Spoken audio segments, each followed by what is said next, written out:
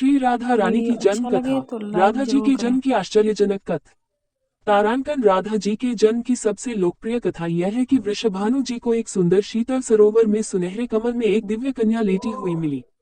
वे उसे घर ले आए लेकिन वह बालिका आंखें खोलने को राजी ही नहीं थी। पिता और माता ने समझा कि वे देख नहीं सकती, लेकिन प्रभु लीला ऐसी थी कि राधा सबसे पहले श्री कृष्ण को ही देखना चाहती थी। अतः जब बाल रूप में श्री कृष्ण जी से उनका सामना हुआ तो उन्होंने आंखें खोल दी। तारांकन एक अन्य कथा के अनुसार राधा ऐसे ही द्वापर युग और में श्री रोचक कथा वृषभानु सुनने के के घर लिए प्रकट हमारे होती चैनल है। को सब्सक्राइब करें। कहते हैं कि एक बार श्री राधा गोलोक विहारी से रूठ गई। इसी समय गोप सुदामा प्रकट हुए। राधा का मान उनके लिए असह्य हो गया। उन्होंने श्री राधा की भर्त्सना की। इससे कुपित होकर राधा ने कहा, सुदामा, तुम मेरे हृदय को संतप्त करते हुए असुर की भांति कार्य कर रहे हो, अतः तुम असुरयोनि को प्राप्त हो। सुदामा कांप उठे, बोले, गोलोकेश्वरी, तुमने मुझे अपने शाप से नीचे गिरा दिया। मुझे असुरयोनि प्राप्ति का दैख नहीं है, पर मैं कृष्ण वियोग से तप्त हो रहा हूँ। इस वियोग का तुम्हें अनुभव नहीं है, अतः एक बार तुम भी इस दैख का अनुभव करो। सुदूर द्वापर में श्री कृष्ण के अवतरण के समय तुम भी अपनी सखियों के साथ गोप कन्या के रूप में जन्म लोगी और श्री कृष्ण से विलग रहोगी। सुदामा को जाते देखकर श्री वीडियो राधा अच्छा को अपनी लगे त्रुटि का आभास तो हुआ और वे कमेंट भय से बॉक्स में कातर हो राधे राधे उठी। जरूर लिखें। तब लीलाधारी कृष्ण ने उन्हें सांत्वना दी कि हे देवी, ये शाप नहीं अपितु वरदान है।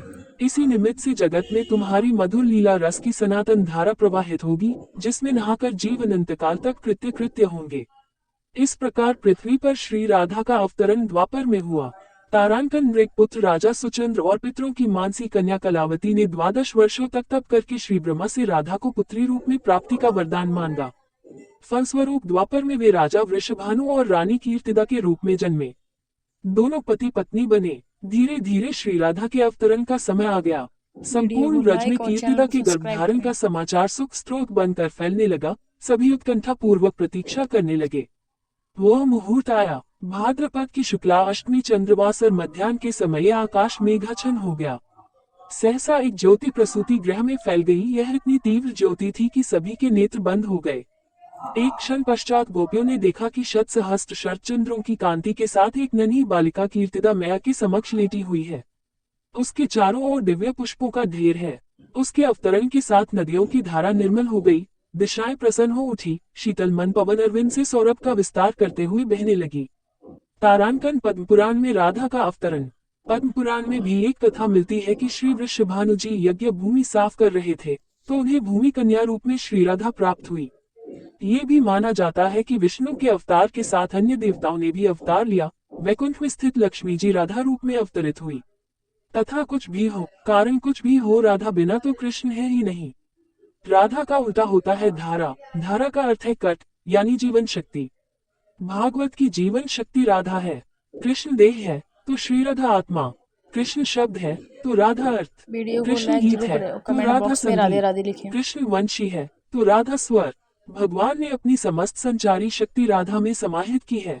इसलिए कहते हैं, जहाँ कृष्ण राधा तहाँ जह राधा तह कृष्ण। न्यारे निमिष न होत कहूँ समुझी करूँ ये प्रश्न। इस नाम की महिमा अपरंपार है।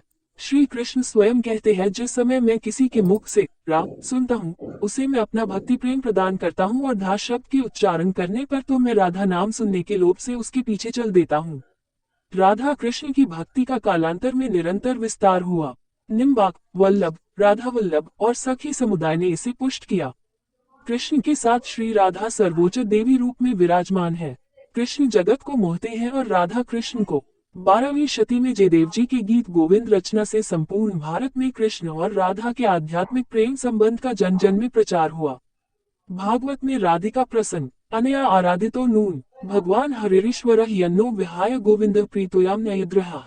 प्रश्न उठता है कि तीनों लोकों का तारक कृष्ण को शरण देने की सामर्थ्य रखने वाला ये हृदय उसी आराधिका का है जो पहले राधिका बनी।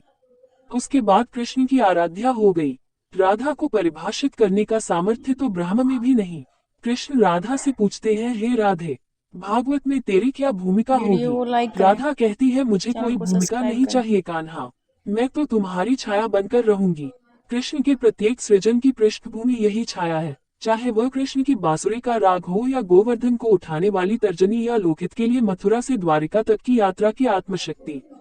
आराधिका में आ को हटाने से राधिका बनता है। इसी आराधिका का वर्णन महाभारत या श्रीमद्भागवत